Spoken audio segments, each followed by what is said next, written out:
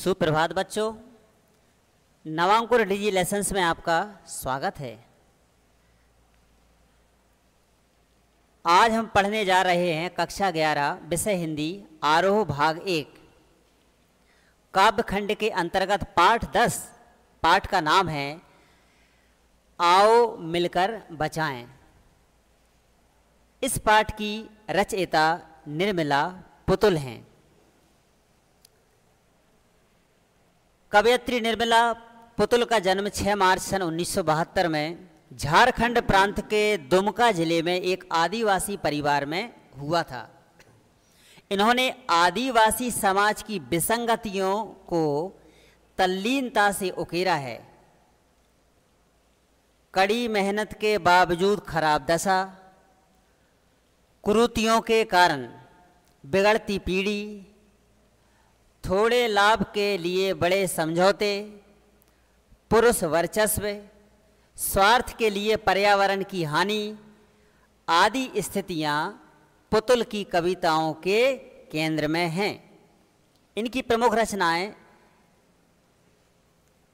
नगाड़े की तरह बजते शब्द, अपने घर की तलाश में इनकी प्रमुख रचनाएं हैं।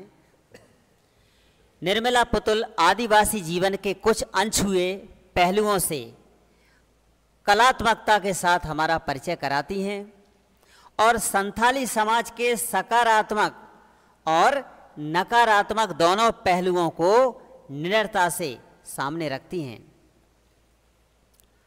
संथाली समाज में जहां एक ओर सादगी, भोलापन, प्रकृति से जुड़ाव और कठोर परिश्रम करने की क्षमता जैसे सकारात्मक तत्व हैं, वहीं दूसरी ओर उसमें अशिक्षा, कुरीतियां और शराब की ओर बढ़ता झुकाव भी है।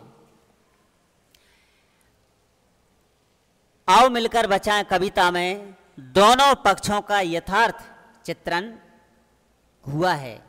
यह कविता समाज में उन चीजों को बचाने की बात करती है जिनका होना स्वस्थ सामाजिक परिवेश के लिए जरूरी है। प्रकृति के विनाश और विस्थापन के कारण आज आदिवासी समाज संकट में है, जो कविता का मूल स्वर है। इस कविता का संथाली भाषा से हिंदी रूपांतर अशोक सिंह ने किया है। अब हम आओ मिलकर बचाएं कविता की पंक्तियों की व्याख्या करते हैं, व्याख्या समझते हैं। सबसे पहले संदर्भ। प्रस्तुत पद्यांश हमारी पाठ्य पुस्तक आरोह के अंतर्गत आओ मिलकर बचाएं नामक पाठ से लिया गया है। इसकी रचयिता निर्मला पुतुल हैं। इसका प्रसंग है कवयित्री ने संथाली समाज की संस्कृति को, वहाँ के परिवेश को शहरी अपसंस्कृति से बचाने का आह्वान किया है। अब बच्चों, इसमें इस कविता में जो आदिवासी हैं उनको, उनकी जो संस्कृति है, जो वातावरण है, उसे शहरी वातावरण से बचाने का कवयित्री ने इसमें प्रयास किया है। अपनी बस्तियों को नंगी होने से, शहर की आबो हवा से बचाएं उसे। अब यहाँ नंगी होने से इसके 3 अर्थ हैं। कपड़े कम पहनना, निर्लज्ज होना या अमर्यादित होना, धरती को वृक्ष विहीन बनाना। इस तरह इसके 3 अर्थ हैं। और इसमें आबो हवा, आबो हवा, आबो का अर्थ पानी, उर्दू शब्द है हवा, हवा, आबो हवा जलवायु या वातावरण। और इसमें एक शब्द है नीचे हड़िया में, हड़िया में हड्डियों का भंडार या हड्डियों का ढेर। हड़िया शब्द सर्वनाश का प्रतीक है।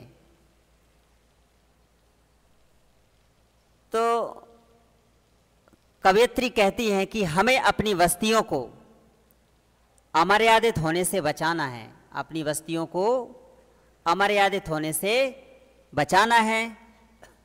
शहरी वातावरण के प्रभाव से निर्लज्ज होते जा रहे हैं। शहरी वातावरण के प्रभाव से यहाँ के लोग निर्लज्ज होते जा रहे हैं। छोटे कपड़े पहनने की आदत बनती जा रही है, मर्यादाहीन होते जा रहे हैं। शहरी अपसंस्कृति से हमारी बस्तियों को बचाना है। हमारी बस्तियों में पेड़ पौधों की अंधाधुंध कटाई हो रही है। यहाँ की धरती को वृक्षों से विहीन होने से बचाना है। अब कौन सी बस्तियों को? झारखंड की आदिवासी बस्तियों को हमें बचाना है। कवयित्री कहती है कि शहरी वातावरण के प्रभाव से यहाँ की बस्तियों के लोगों को नशे की आदत ना पड़ जाए, इससे हमें बचाना है। यदि नहीं बचाया गया तो हड्डियों का ये ढेर बन जाएंगे। इसलिए हमें इनकी शहरी अपसंस्कृति से रक्षा करना है, बचाना है। तो बचाएं डूबने से पूरी की पूरी बस्ती को हड़िया में। अब बच्चों, इसका विशेष उर्दू मिश्रित खड़ी बोली का प्रयोग किया गया है। काव्यांश छंद मुक्त है तथा तुकांत रहित है। नंगे होने के अनेक अर्थ हैं जो हमने आपको बता दिए हैं। अब हम अगली पंक्तियों की ओर चलते हैं। अपने चेहरे पर संथाल परगना की माटी का रंग, भाषा में झारखंडीपन। अब संथाल परगना झारखंड का आदिवासी क्षेत्र, झारखंडीपन इसमें लिखा है झारखंडीपन। इसका अर्थ है झारखंडी स्वभाव। अब मूल चरित्र को बनाए रखने की कवयित्री बात करती हैं। यहाँ के जो लोग हैं वह अपने मूल चरित्र को बनाए रखें। कवयित्री कहती हैं कि हमारे झारखंड के लोगों के चेहरे पर शहरी संस्कृति का प्रभाव ना पड़े, शहरी संस्कृति का प्रभाव ना हो, बल्कि संथाल परगना की मिट्टी का स्वाभाविक रंग हो। आशा यह है कि लोगों के व्यवहार में अपने प्रादेशिक गुण बने रहें, प्रादेशिक गुण बने रहें। भाषा में भी बनावटीपन ना होकर झारखंड का प्रभाव होना चाहिए। वे अपनी बोली का ही प्रयोग करें, अपनी बोली में ही बात करें। तो अपने चेहरे पर संथाल परगना की माटी का रंग, भाषा में झारखंडीपन। इसके बाद अब हम चलते हैं ठंडी होती दिनचर्या में जीवन की गर्माहट। ठंडी होती दिनचर्या में, अब ठंडी होती दिनचर्या दैनिक जीवन की जो गतिविधि है उसका धीमा पड़ना। ठंडी का अर्थ है धीमी पड़ती, और मन का हरापन, हरापन का इसमें अर्थ है हरियाली, तात्पर्य खुशियाँ, प्रसन्नता। और इसमें जीवन की गर्माहट, गर्माहट से तात्पर्य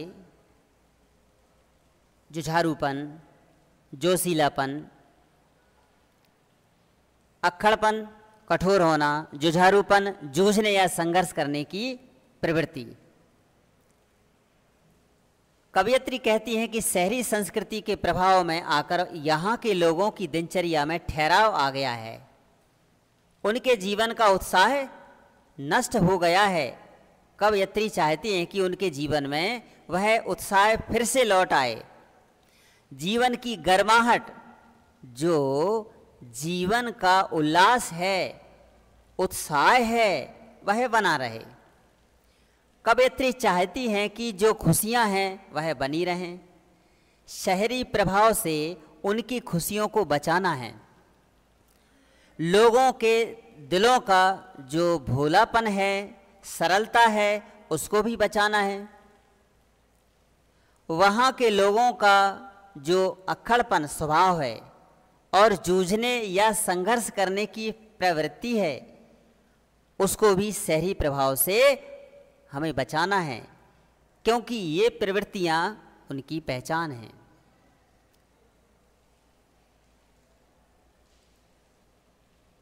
अब हम अगली पंक्तियों की ओर चलते हैं। इसमें लिखा है, भीतर की आग, धनुष की डोरी, तीर का नुकीलापन। यह आदिवासी समाज की पहचान है। अंदर की आग होना बहुत जरूरी है। मन की तीव्र इच्छा, उत्साह, धनुष की डोरी, तीर का नुकीलापन, यह उनके जो अंग हैं। जैसे धनुष पर डोरी चढ़ी होना, तीर भी कैसा होना चाहिए? नुकीलापन, पैना। सदैव उनके पास कुल्हाड़ी रहती है, उसमें धार होती है, जो उनके श्रम का प्रतीक है। तो भीतर की आग, धनुष की डोरी, तीर का नुकीलापन, कुल्हाड़ी, सदैव उनके पास कुल्हाड़ी होती है। ये आदिवासी समाज के लोगों की पहचान है। झारखंड के जो आदिवासी हैं, उनकी यह पहचान होती है कि सदैव मन उत्साह से भरा हुआ होता है। धनुष पर डोरी चढ़ी होती है, तीर भी नुकीले होते हैं, उनके पास में कुल्हाड़ी होती है जो कि धारदार होती है। यह यहाँ के आदिवासियों की यह पहचान है। तो कवयित्री कहती हैं कि इनके भीतर की जो आग है, उत्साह है, यह सदैव बना रहे। धनुष पर डोरी और उनके तीरों का नुकीलापन, यह भी बना रहे। और कुल्हाड़ी की धार, जो कि उनके श्रम की पहचान है, यह भी यथावत रहे, सदैव बनी रहे। शहरी प्रभाव से हमें इसे बचाना है। आशा यह है कि परंपरागत जीवन शैली को वे ना छोड़ें। वे अपने उत्साह, अपने कर्म, अपनी तेजस्विता और अपने प्रभाव को सुरक्षित रखें। कवयित्री चाहती हैं कि यहाँ का प्राकृतिक जीवन भी ज्यों का त्यों बना रहे। जंगल की ताज़ा हवा, नदियों की निर्मलता, पहाड़ों का मौन, गीतों की धुन, मिट्टी का सौंदापन, फसलों की लहलहाट। कवयित्री चाहती है कि यहाँ का प्राकृतिक जीवन नष्ट ना हो, ज्यों का त्यों बना रहे। अब जैसे जंगल की ताज़ी हवा, नदियों की पवित्रता, पहाड़ों का शांत वातावरण, वहाँ के गीतों की मीठी लय, मिट्टी की सौंधी सुगंध और लहराती फसलें ज्यों की त्यों बनी रहें, इन पर शहरी प्रभाव ना पड़े। अब नाचने के लिए खुला आंगन, गाने के लिए गीत, हंसने के लिए थोड़ी सी खिलखिलाहट, रोने के लिए मुट्ठी भर एकांत। नाचने के लिए खुला आंगन। शहरी प्रभाव के कारण धीरे धीरे घरों के आंगन समाप्त होते जा रहे हैं या छोटे होते जा रहे हैं। गाने के लिए गीत, अपनी खुशी को प्रकट करने के लिए गीत भी आवश्यक हैं। हंसने के लिए थोड़ी सी खिलखिलाहट, हंसना भी हो तो कैसे हो? खुलकर, खिलखिलाकर। रोने के लिए मुट्ठी भर एकांत, अपना दुख प्रकट करने के लिए भी एकांत की आवश्यकता है। तो कवयित्री ने इन पंक्तियों में भी आदिवासी समाज के परिवेश और संस्कृति के मूल स्वरूप को बचाने का आग्रह किया है। यहाँ के जो लोग हैं, उनकी जो आवश्यकताएं हैं, जैसे नाचने के लिए खुला आंगन जरूरी है, उसमें भरपूर आनंद ले सकें। खुशी प्रकट करने के लिए गीत भी गाए जाने चाहिए। इन्हें शहरी प्रभाव से बचाना है। इन आदिवासियों के जीवन में हंसी भी जरूरी है, खुलकर हंसने का भी स्थान हो। दुख प्रकट करने के लिए, रोने के लिए एकांत भी जरूरी है। शहरी प्रभाव से इन्हें बचाना है। अगली पंक्ति में बच्चों के लिए मैदान, पशुओं के लिए हरी हरी घास, बूढ़ों के लिए पहाड़ की शांति, और इस अविश्वास भरे दौर में थोड़ा सा विश्वास भी जरूरी है, थोड़ी सी उम्मीद अर्थात आशा, थोड़ी सपने भी जरूरी हैं। तो सबसे पहले हम इसमें हरी हरी घास, यहाँ पुनरुक्ति प्रकाश अलंकार है। उसके बाद इसमें शब्द है अविश्वास, दूसरों पर विश्वास ना करना। इसमें शब्द दिया है दौर, इसका अर्थ है समय, और इसमें लिखा है उम्मीद, उम्मीद का अर्थ है आशा। और फिर अगला शब्द है सपने, सपने का अर्थ है इच्छाएं। कवयित्री कहती हैं कि बच्चों को खेलने के लिए खुले मैदान हो, पशुओं को चरने के लिए हरी हरी घास हो, और जो वृद्ध हैं उन्हें पहाड़ी क्षेत्र की शांति प्राप्त हो। वे कहती हैं कि आज चारों ओर संदेह का वातावरण छाया हुआ है, लोग एक दूसरे को संदेह की दृष्टि से देखते हैं। ऐसे वातावरण में भी आपसी विश्वास को बनाए रखना आवश्यक है। कवयित्री कहती हैं कि आशा और अपने जो सपने हैं उनको जीवित रखना बहुत जरूरी है। कवयित्री आदिवासी लोगों के जीवन में सकारात्मक गुणों को बनाए रखने की प्रेरणा दे रही हैं।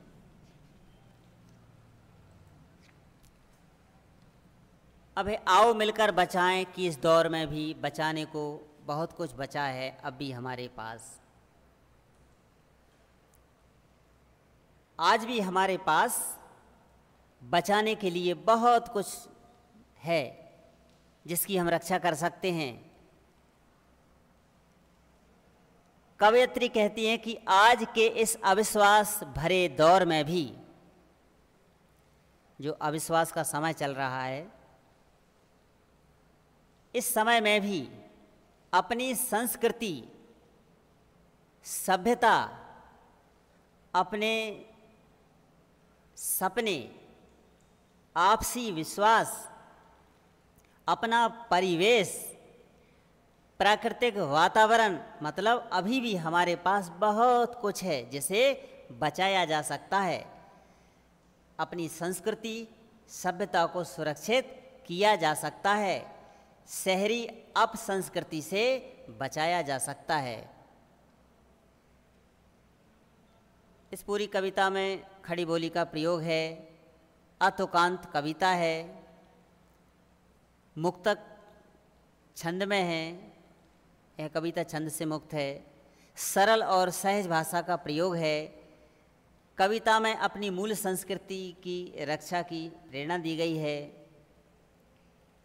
अब हम इसके प्रश्नोत्तर समझते हैं कविता के साथ। बच्चों, पहला प्रश्न है, माटी का रंग प्रयोग करते हुए किस बात की ओर संकेत किया गया है? माटी का रंग प्रयोग करते हुए किस बात की ओर संकेत किया गया है? कवयित्री माटी का रंग के माध्यम से झारखंड के लोक जीवन की स्वाभाविक विशेषताओं को उजागर करना चाहती है।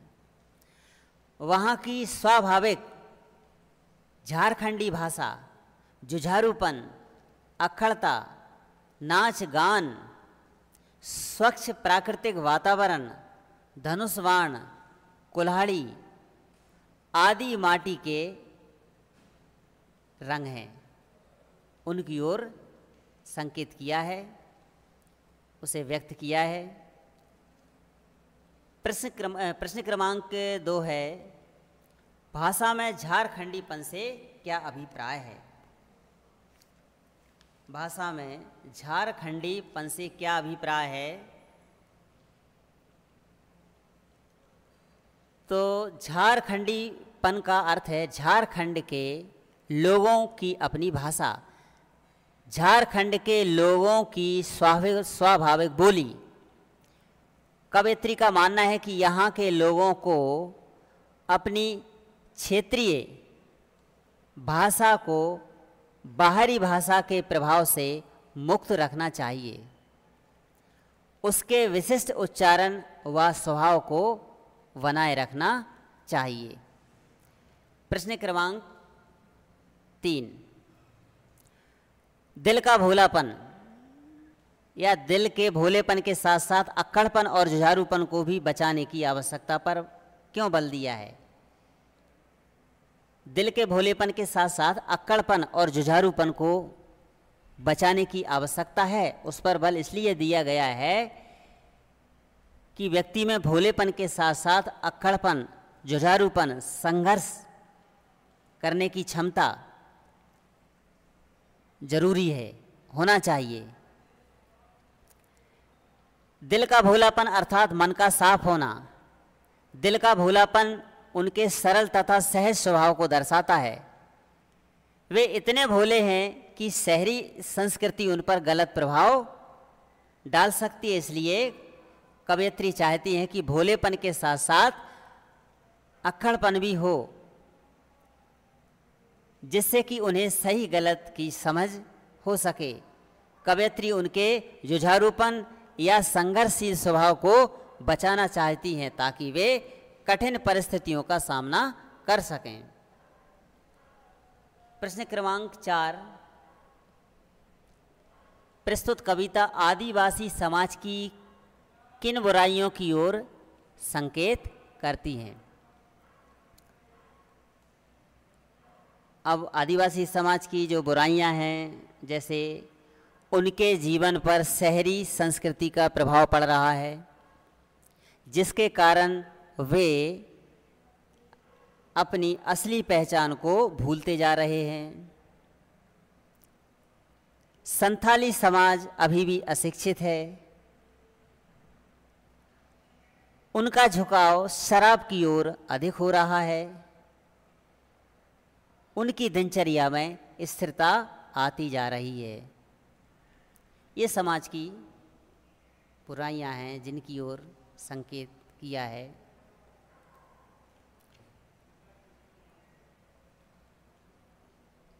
अगला है, इस दौर में भी बचाने को बहुत कुछ बचा है से क्या आशा है?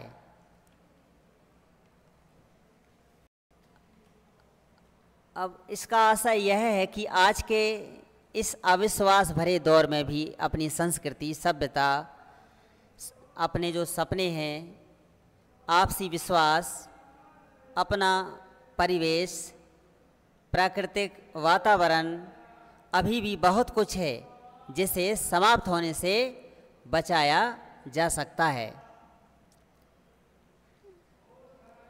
प्रश्न क्रमांक 6,